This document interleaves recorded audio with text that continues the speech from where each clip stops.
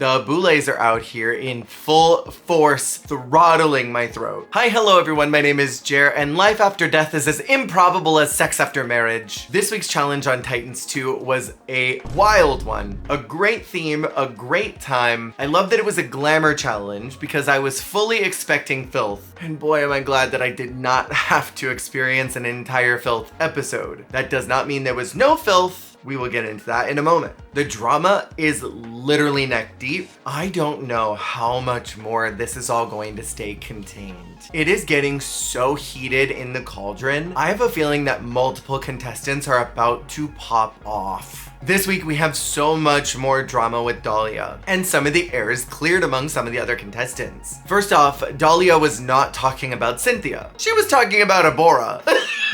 I wasn't talking about you, Cynthia. I was talking about Abora. That doesn't make it better. The Dragula telephone game is a mess right now. Things are getting misconstrued, and the reality is none of us were in the room. We only can speculate and hypothesize on what we are seeing and what they are saying. But it's a lot of he said, she said, unfortunately. Sigourney starts to clear the air about the fan base comments. According to her, she's merely pointing out in her season, the fans were really hostile towards people that came for her. That's objectively true. I imagine her bringing that up is almost a sly way of addressing the fact that they are being watched and there's cameras on them. People should be careful about what they say so that they don't end up with problems. Because some people are crazy. And we saw last week in the comments, there were a good handful of people who were making up words that did not exist, that Sigourney never said, that the ghouls didn't even say. I find all of these things interesting. Imagining words that somebody didn't say is weird. What I think is most strange is that all of this drama that's happening in the outside world is being brought into Dragula. I personally don't have a problem when there's drama that happens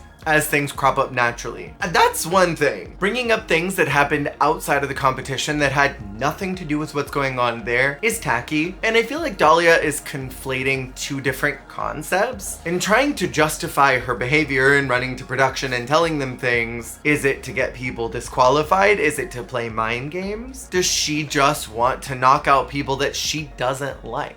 Either way, it's not this noble high road that I think that she thinks it is. That being said, she is a victim of her own making. She's burning bridges left and right and then saying, oh no, people are being mean to me. You don't get to have your cake and eat it too. If you want to try and get people in trouble and run to production and tell them things, you have to be willing to accept the consequences of your actions. That people are not going to just go, oh, thank you for trying to keep the integrity of the competition alive and well. You're doing such a great job. I should thank you for trying to put me back in line. Thank you for being the morality compass that I needed in my life. No one thinks like that. And so I don't particularly feel bad for Dalia. Do I think that she's a bad person? No. But I think she's making bad decisions. And I think that is painting her in a poor light. And I think that is going to continue to bolster that fans don't like her. And that upsets me on a human empathy level. I think she came in thinking that she was going to be the villain and is not quite prepared for the ramifications of what that actually entails. When you want to be a villain in alt drag,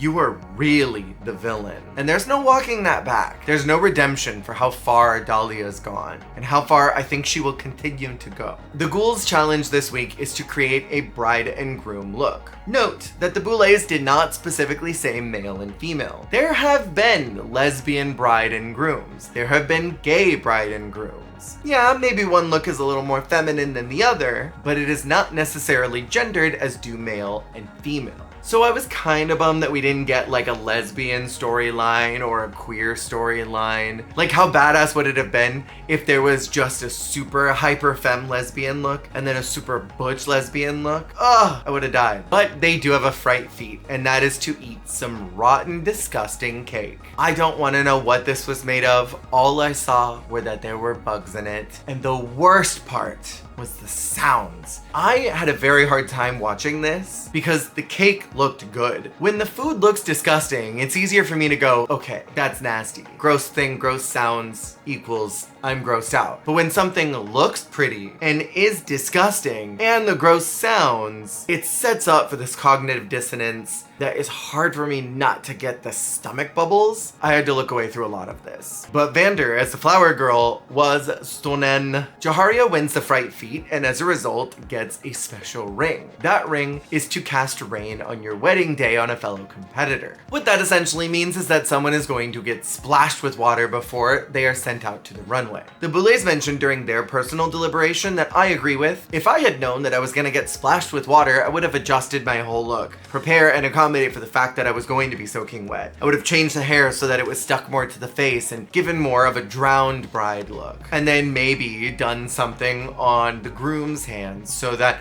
their hands were covered in water or something that looked liquid-like, pushing the story that they drowned the bride. The curse goes to Sigourney, and Jaharia pushes the knife even further in by saying, "I hope this curse matters more than Eva's vote." I think Jaharia was really hoping that this curse would actually do something to harm Sigourney's trajectory in the competition, and I think it almost did. I think there's just too many ghoulies that are here to actually have had that made an impact. Had Jade Jolie not been here, I think it's very, very, very possible that Sigourney could have been bottom 3. But then Disasterina could have gone home, and I don't want to live in that reality. The Boulets looked incredible once again, and I love that they were on topic with the theme. I loved them in white, and the red ombre was to die for. The braided hair was super unique for the Boulets, and I am living for the wigatry this season. Cynthia is first out for presentation, looking super glamour puss vampy for the bride and kind of biker for the groom. And remember, I will be going through each one of these looks later in the week and ranking them, so if you're interested in more detailed thoughts, keep an eye out for that video. Disasterina was doing a kinky BDSM storyline, and I really enjoyed where it was going. I just feel like it kind of missed out on the bride and groom element. I think it was a little too S&M, but I did like how creepy and agender it was, because it didn't give me necessarily male or female, and I liked that element. I just wish it looked more bridal. Priscilla to me was giving a little Beetlejuice with the bride. I was definitely getting Lydia Dietz. And the groom was kind of Elvis-like. It was all really trashy and I loved it for her POV. Dalia looked so fucking good in that bride look. Say what you will, but that bride look was it. The problem is that for groom, she completely phoned it in. Blackberry's looks were simple and confusing. I think I understood what the story was, but I was also largely confused by the performance. The bride had handprints at the bottom of the dress as if she had murdered someone or someone died and was grabbing onto her, and then the husband was looking for someone. They were both confused and kind of scared. I didn't get what the story was trying to tell me. And why were they barefoot? There were a lot of questions that were set up in the presentation that I don't think the performance answered. And if it has to be explained afterwards, oh, she was trying to do this or this or this, it has to be so clear in the presentation that I get it right away. The audience gets it right away.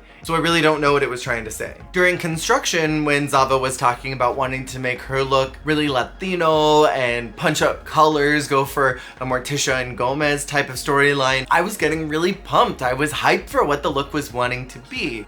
But I was expecting more than what was actually delivered. It was cute, but it was simple and I did not get any of the story that she promised. Whether something fell through or that was the actual concept, I was expecting something a lot more Mexican looking. As someone who is Mexican Latino, I was expecting this ornate bride. I was expecting more flowers. I was expecting everything, and it just didn't deliver. Jade doing bouquets, one being red and one being white, and being opposites of each other, I think was a smart move. Especially for glam, going more on the monster side rather than trying to do something that's expected. And again, it was very agender, and I love that. The second look with the rose as the head was the coolest thing I had seen that whole night, and I love Jay's graphic paint. But I don't know if it was the winner for me. To me, that was Abora. Abora was giving me this sort of ghost bride, and for the groom, it was so Tim Burton-y, and I lived for the swag that Abora had as that groom character. Both of these looks were high fantasy, they were well thought of and constructed,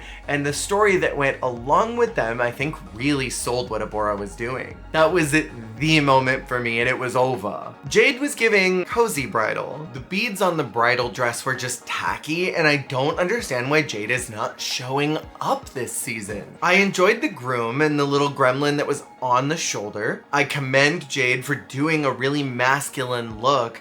I can only imagine the amount of gender dysphoria that causes being a trans woman. I definitely commend and salute Jade for committing to it. I just didn't like it. Jaharia came out and I lived for the pops of blue. I do think that it was reading more prom than it was bridal, but I loved how sultry the groom was in his own way. And Sigourney as the bride was soaking wet. I think this was a big missed opportunity to not restructure the look. You could tell that she was over encumbered and was not having a good time. And the groom, I loved the mix of textiles. But what I appreciated most about her entire package was the play of the color purple. Everybody else was doing other shades of color, but Sigourney gave us purple. That was a strong visual moment that I really appreciated. And Eva's giving us a Spider-Woman bride. I loved that webby bouquet. It reminded me of this song that I first heard on How to Get Away with Murder. It's the song called Morphogenic, and it's this story about a woman who's got a spider lover, and the whole story is that she's changing, she's webbing, she's morphogenic. It made me think about that. And the groom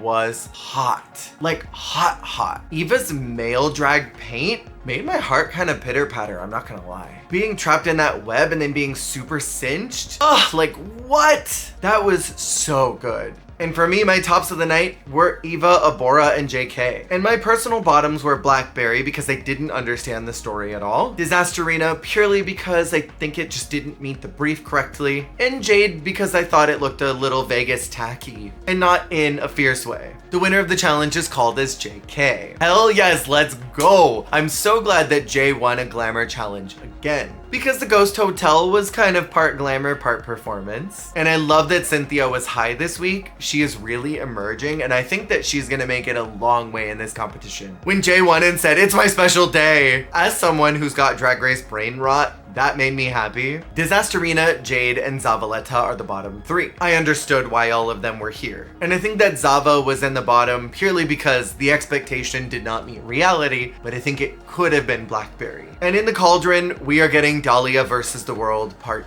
2. This whole cauldron was mess.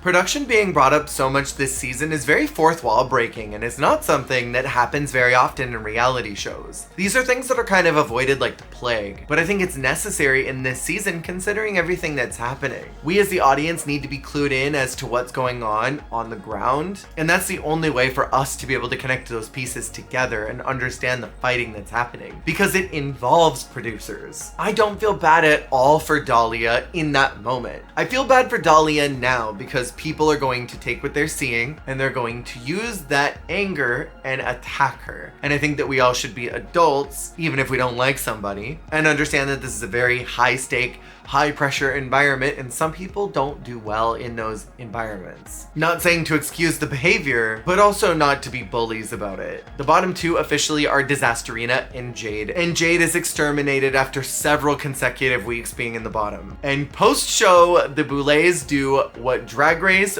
wishes it could do by actually being a gag moment. I can't remember if I mentioned last week or if I just thought it in my head and didn't tell y'all about it. I anticipated that there was going to be a game within a game, but I didn't know how it was going to be structured. This is so much better than All Star 6, where they made us wait until episode like 10 or 11 to show us a compilation of the game within a game. The Boulets are actually showing us in real time, which makes me so happy. And the ghouls get to participate in the challenge that they would have been in had they still been there. So they get to do everything that everyone else is doing, which I love. It's taking all the best elements of game within a game and the Fame games and blending those together into one cohesive package. They both have to perform in their bride and groom looks. Loris worked me out in white. The second look was super creepy and gross, where Frankie, I think, missed the mark on both looks. They were interesting separate of each other, but they just didn't have a lot of cohesion. And Loris is the winner of this Hellbound showdown. And I feel that Loris is going to eat up Jade next week. And I get the feeling that Loris will eat up anybody along their path.